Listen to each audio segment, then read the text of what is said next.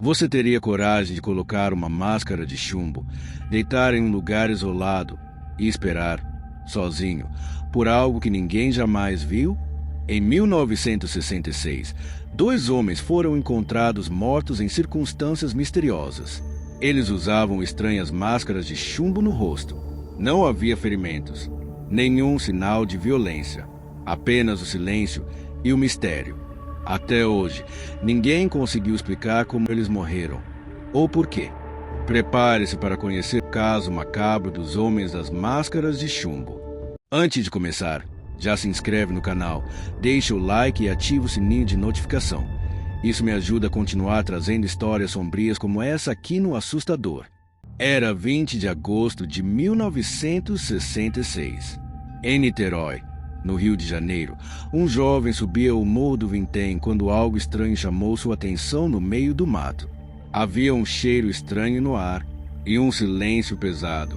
Curioso e apreensivo, ele se aproximou, empurrou os arbustos e congelou. Ali, estendidos no chão, estavam dois corpos, deitados lado a lado, como se tivessem escolhido aquele lugar para descansar pela última vez. Vestiam ternos limpos, elegantes, como se tivessem acabado de sair de um velório. Mas o mais perturbador não era isso. Os dois homens tinham o rosto coberto por estranhas máscaras feitas de chumbo, frias, inexpressivas, como se quisessem se proteger de algo ou esconder o que viram antes de morrer. Eles foram identificados como Manuel Pereira da Cruz Miguel José Viana, dois técnicos em eletrônica, naturais de Campos dos Goytacazes, amigos próximos, trabalhadores, conhecidos por suas rotinas simples e discretas. Nada no perfil dos dois indicava que terminariam a vida daquela forma. O mais estranho é que não havia nenhum sinal de violência, nenhum arranhão, nenhum hematoma, nenhum indício de luta.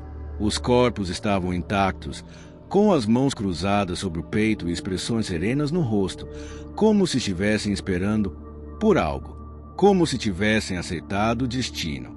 A polícia revistou o local e encontrou uma mochila. Dentro dela, apenas 3 itens: 3.000 cruzeiros em dinheiro, uma garrafa de água mineral ainda lacrada e um pedaço de papel com um bilhete que parecia mais uma instrução enigmática. 16h30 estar no local. 18h ingerir cápsulas. Após efeito, proteger metais a guardar sinal máscara. Era como um roteiro, uma espécie de ritual, um plano cuidadosamente seguido até o fim. Mas o que significava tudo aquilo? Que cápsulas eram essas? Que metais precisavam ser protegidos? E que sinal estavam esperando? Foi nesse ponto que tudo começou a ficar ainda mais estranho e assustador. Por que usar máscaras feitas de chumbo? Essa foi a pergunta que não parou de atormentar todos os que tentaram entender o caso.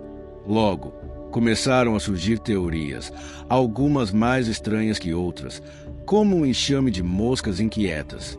Uns diziam que os dois homens queriam se proteger de alguma radiação invisível, talvez relacionada a experimentos secretos ou uma energia desconhecida. Outros acreditavam que tudo fazia parte de um ritual esotérico, uma espécie de pacto com forças ocultas, algo que escapava à lógica e à ciência. E não faltaram aqueles que juravam de pé junto que Manuel e Miguel estavam esperando um contato extraterrestre, uma manifestação alienígena que os levaria para além do nosso mundo. No bilhete, a instrução era clara: proteger os metais. Mas quais metais? E de que exatamente precisariam se proteger? Essas perguntas nunca tiveram respostas e talvez nunca tenham. A verdade, envolta em mistério e silêncio, parecia escapar como fumaça entre os dedos, deixando apenas o frio e a dúvida no ar. A perícia foi rápida, mas não conseguiu explicar o que aconteceu. Não havia sinais de violência, nenhum ferimento, nenhuma marca de agressão, nenhum indício de que os dois tivessem sofrido. Também não havia vestígios de toxinas, drogas ou venenos. Mas havia um problema sério. Os corpos só foram encontrados 3 dias depois da morte. E isso para a ciência forense, é um obstáculo enorme. O tempo avançado de decomposição impossibilitou qualquer análise mais precisa. Se eles realmente tomaram alguma substância, como o bilhete sugeria, já era tarde demais para identificá-la. A polícia ficou sem pistas, sem causa da morte, sem sinais de crime. Apenas 2 vítimas aparentemente calmas, deitadas lado a lado, com máscaras de chumbo no rosto. E o mais frustrante, sem nenhuma explicação concreta. A única coisa que se sabia com certeza era que, dias antes, Manuel e Miguel tinham saído de casa dizendo que iriam comprar alguns equipamentos para o trabalho. Pegaram um ônibus, conversaram normalmente, passaram por uma loja de eletrônicos e depois desapareceram. Nunca mais voltaram. E o que veio depois foi um enigma que nem a polícia, nem cientistas, nem místicos conseguiram resolver. Na noite de 17 de agosto, 3 dias antes dos corpos serem encontrados, moradores próximos ao Morro do Vintém relataram algo estranho. Uma luz intensa surgiu no céu. Não era um avião, não era um relâmpago. Era como um clarão poderoso, branco e silencioso, que iluminou tudo por alguns segundos e depois desapareceu como se nunca tivesse existido. Nenhum som, nenhuma explicação. Apenas aquele brilho repentino cortando a escuridão, como uma presença que não pertencia àquele lugar. Alguns disseram que era uma nave, outros preferiram nem comentar, com medo de parecerem loucos. Mas para quem acredita em sinais vindos de outros mundos, aquilo foi mais do que uma coincidência. Teriam Manuel e Miguel visto essa luz? Estariam esperando exatamente por isso? Acreditavam que seriam levados ou salvos? Um bilhete enigmático, máscaras de chumbo, 2 corpos perfeitamente intactos e um silêncio que ecoa até hoje. Nenhuma explicação, nenhuma resposta. Apenas perguntas que continuam assombrando investigadores, curiosos e todos que ouvem essa história. Esse é o enigma das máscaras de chumbo.